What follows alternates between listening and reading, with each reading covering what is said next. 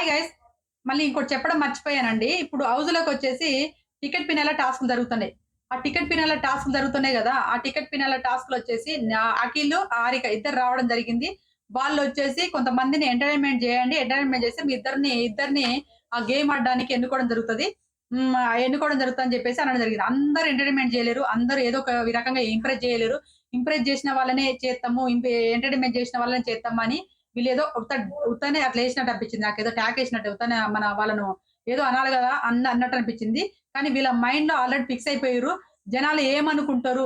బయట జనాలు ఆడియన్స్ ఏమనుకుంటారు? అనే ఉద్దేశంతోటి ఏదో ఎంటర్‌టైన్‌మెంటు లేదా మమ్మల్ని ఇంప్రెస్ చేయని చెప్పేసి ఏదో చెప్పడం జరిగిందనిపించింది. వీళ్ళు ఆల్రెడీ మైండ్‌లో పెట్టేసుకొని ఎవరిని తీసుకోవాలి? ఏం జరుగుతుంది? బయట ఆడియన్స్ రూపంలో ఏం జరుగుతుంది?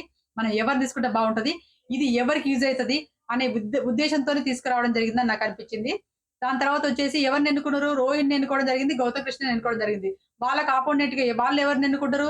అది తెలిసిన విషయం. వీళ్ళిద్దరిని తీసుకుంటే ఇప్పుడొచ్చేసి ఒకవేళ పృథ్వీని తీసుకున్నామనుకోండి. పృథ్వీని, రోహిత్‌ని తీసుకున్నాననుకో. అప్పుడు ఏం చేస్తాడు పృథ్వీ వచ్చేసి విష్ణుప్రియని గాని, నిఖిల్‌ని గాని నబీల్‌ని గాని తీసుకునే అవకాశం ఉంటది. వాళ్ళకి అపోనెంట్‌గా. ఎందుకంటే వాళ్ళు వాళ్ళు టికెట్ పినాలి గెలుచుకోవాలా మా ఫ్రెండ్స్ కదా! అని చెప్పేసి తీసుకోవడం జరుగుతది. అదే విధంగా రోహిణి. రోహిణిని తీసుకుంటే రోహిణిని ఎవళ్ళు తీసుకుంటదో తెలుసు. అవినాష్‌ని గాని, తేజని గాని వీళ్ళిద్దరిట్లో ఎవళ్ళనో ఒకళ్ళని ఎన్నుకుంటది రోహిణి అని తెలుసు. అలా ఎందుకంటే వీళ్ళు ఎవరికివ్వాలి అనేది ముందుగాల ఆలోచించుకొని ఎవళ్ళు తీసుకుంటే ఎవళ్ళకి ఇయ్యాల్సుంటది. ఎవరిని తీసుకుంటారు వీళ్ళు. అది ఎవరికి యూజ్ అయితది. ఎవరిని టాప్ 5కి తీసుకెళ్ళాలి అనే ఉద్దేశంతోనే బయట నుంచెల్లి ప్లాన్ యేసుకొనొచ్చి ఇదంతా ఏందో యాక్షన్‌లు చేసినట్టు అనిపించింది నాకు హౌస్‌లో. నాకైతే ఇది అన్‌ఫెయిర్ అనిపిచ్చింది. 'బిగ్ బాస్' బయట కంటెస్టెంట్స్‌లని తీసుకొచ్చి ఆట ఆడిపిచ్చడం అనేది అన్‌ఫెయిర్ అనిపిచ్చింది. ఇట్లా చేసినప్పుడు కంటెంట్ గూడా ఏం రాదు. గొడవలు గూడా జరగవు. సాఫీగా జరిగిపోతది. ఎందుకు గొడవలు పెట్టుకుంటారు? వాళ్ళే సంచాలకులుగున్నప్పుడు గొడవలెందుకు జరుగుతాయి? అదే 'బిగ్ బాస్' ఏదన్నా అందరికి కలిపి ఒక గేమ్ బెట్టి ఒక 4, 5 గేములు అంతకుముందు సీజన్‌లో 'శ్రీరామచంద్ర' గాని, 'సన్నీ' గాని ఇలాంటి వాళ్ళు ఆడిర్రు. అప్పుడు ఆడినప్పుడు పాయింట్స్ ఉండేది. పాయింట్ వైస్‌గా ఎళ్ళిపోతుండేది. అలాంటప్పుడు గేమ్స్ ఉండేది. మజా ఉండేది. ఇప్పుడేదో అంత ఉల్టా పుల్టా అన్నట్టుగా ఈ అసలకి ఏం చేస్తుండో 'బిగ్ బాస్' అనిపిస్తుంది.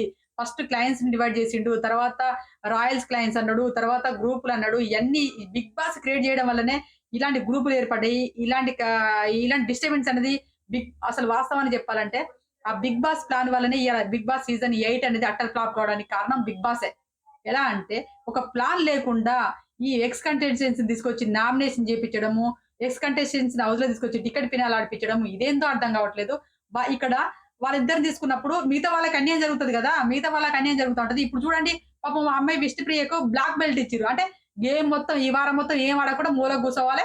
ఇక అమ్మాయి టికెట్ ఫినాలే లేదు. ఒకవేళ ఆ అమ్మాయి ఆహ్, మంచిగా ఓటింగ్ పడుతుంది. ఇప్పుడు ఇక్కడ వీకర్‌లోకొచ్చిందనుకో, వీకర్‌లో గెలిచిరనుకో, ఇప్పుడు వీకర్‌లో తీసుకోవడం జరుగుతది. వీళ్ళేం చేత్తారు, వీళ్ళ అపోనెంట్‌గా వీక్‌గా ఉన్న పర్సన్‌ని ఎన్నుకుంటారు. ఆ వీక్‌గా ఉన్న పర్సన్సే టికెట్ ఫినాలే గెలుచుకుందనుకో, వాళ్ళు టాప్ 5 పోతారు. స్ట్రాంగ్ ఉన్న పర్సన్స్ ఎలిమినేషన్ అయితారు గదా! అదేదో గేములు పెడితే, హౌస్ మొత్తానికి గేములు పెడితే, గేములల్లో ఎవరు బాగా ఆడితే, ఎవరు తోపులనిపించుకుంటే, వాళ్ళు ఆ టికెట్ ఫినాలే గెలుచుకొని టాప్ 5కెళ్తారు. ఇక్కడ వీక్‌గా ఉన్న వాళ్ళని తీసుకొచ్చి గేములు ఆడిపిస్తే అలా వీక్‌గున్నోళ్ళు కొట్టుకొని అలా ఏదో ఒక వీక్‌గున్నోడు గెలుస్తాడు. గెలిచి టికెట్ ఫైనల్ గెలిచి టాప్ 5కెళ్తారు. అప్పుడు స్ట్రాంగ్ ఉన్నోళ్ళు ఇంట్లో పడినాక పోవాల్సొస్తది. నాకు తెలిసి 'బిగ్ బాస్' అన్‌ఫెయిర్‌గా చేస్తుందేమో, అన్‌ఫెయిర్ డెసిషన్ తీసుకుంటుందేమో అని నాకనిపిస్తుంది. మీకెలా అనిపించింది? నా నా ఒపీనియన్ ఇదండి. మీకు కూడా నాలాగా అనిపిస్తే కామెంట్ చేయండి. నాకైతే ఇదైతే అన్‌ఫెయిర్.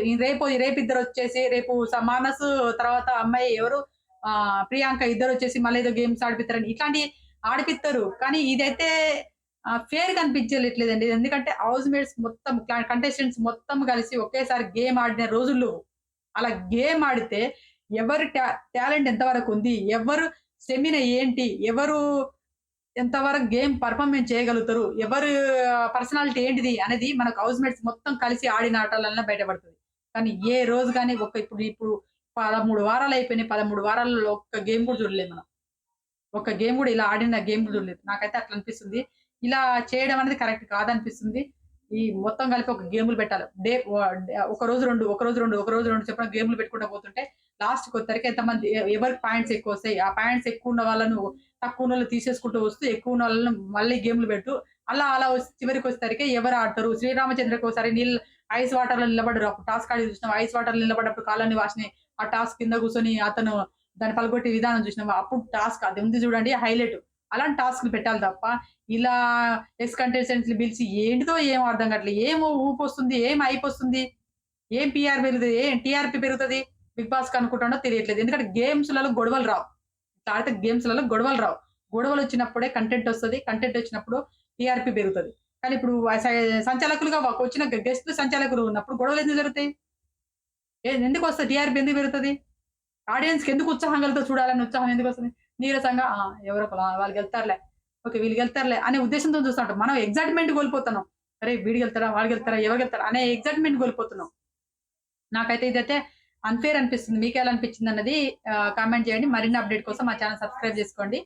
ఇప్పుడైతే జరుగుతున్నాయి. ఆల్రెడీ రోహిణి 2 గేములు విన్ అయిపోయింది ఆ అమ్మాయి. ఇది ప్రాసెస్.